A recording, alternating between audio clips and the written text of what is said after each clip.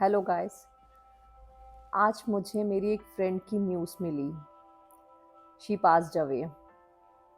कुछ ही दिन पहले वो इस दुनिया से चली गई। सिर्फ वो 32 इयर्स की थी, 32 साल की लड़की, जिसको हार्ट अटैक आ गया और वो अब इस दुनिया में नहीं रही। ये न्यूज़ सुन के मैं शॉक हो गई कि ऐसा क्या हो गया। उसकी फैमिली कैसी होगी, वो कैसे सफ़र कर रही होगी उसके बगैर। मेरी फ्रेंड मुझे बताती थी उसकी फैमिली उसके बगैर एक कदम भी नहीं चल सकती। उसके सास ससुर जो थोड़ा सा ठीक नहीं रहते हैं, वो उस पे डिपेंड है। उसकी फैमिली पूरी उस पे डिपेंड है, उसके बच्चे उस पे डिपेंड हैं। इवन उसका हस्बैंड एक कदम भी उसके बगैर एक काम भी नहीं कर पाता है।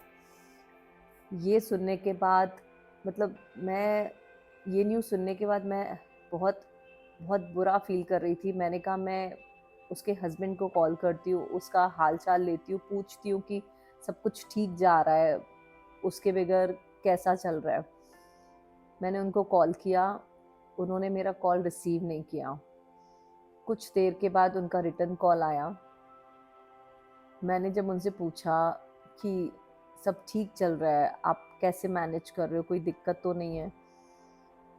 उन्होंने मुझे कहा पहले थोड़ी-सी दिक्कत हुई, बट अब धीरे-धीरे सब नॉर्मल हो रहा है।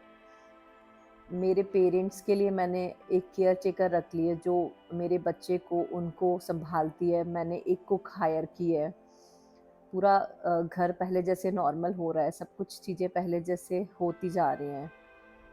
और मैं आपका कॉल रिसीव नहीं कर पाया क्योंकि मैं अपना योगा क्लास गया था और अब बस मैं आपसे ज़्यादा बात नहीं कर पाऊँगा। मेरी एक बहुत अर्जेंट मीटिंग है, मुझे वहाँ जाना है। तो ठीक है, मैंने उनको बात करके इतना उसके बाद मैंने कॉल रख दिया।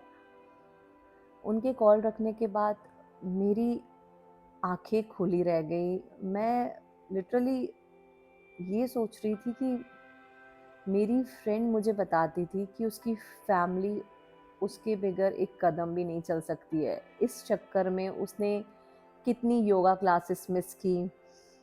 स्कूल की जब रीयूनियन थी तब उसकी मदर इन लॉ को छोटा-सा पेन था, हेडेक था। उसने वो हेडेक के लिए अपना रीयूनियन मिस किया। वो अपनी हेल्थ के साथ कॉम्प्रोमाइज़ करती थी। छोटी-मोटी प्रॉब्लम्स को वो अपनी जो भी होती थी इग्नोर करके सिर्फ़ फैमिली एंड जो भी उसकी हाउस मैनेजिंग में जो चीज़ें रहती थी उनके पीछे वो ज़्यादा फ़ोकस करती थी। उसने अपने आप को पूरा अवॉइड किया, इग्नोर किया। अपने आप को फर्स्ट तो छोड़िए सेकंड पे भी नहीं रखा। तो आज वो चली गई है इस दुनिया से, फिर भी उसका घर चल रहा है, मैनेज हो रहा है, सब कुछ नॉर्मल हो रहा है।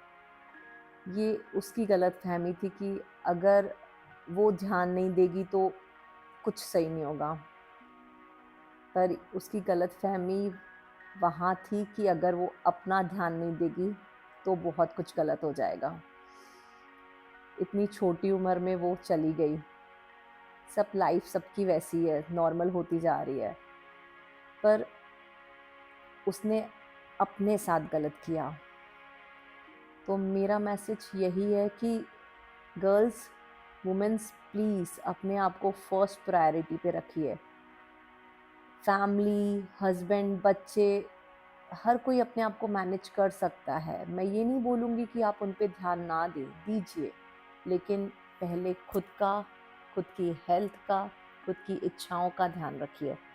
आप ठीक हैं तो सब ठीक है। आप ठीक रहेंगे तो आप सबको ठीक रख पाएँगे। तो प्लीज़ अपने आप को फर्स्ट प्रायोरिटी पे रखिए, सेकंड दूसरों को। आप कभी-कभी ना बोलना सीखिए और अपने आप पे ध्यान दीजिए। Thank you.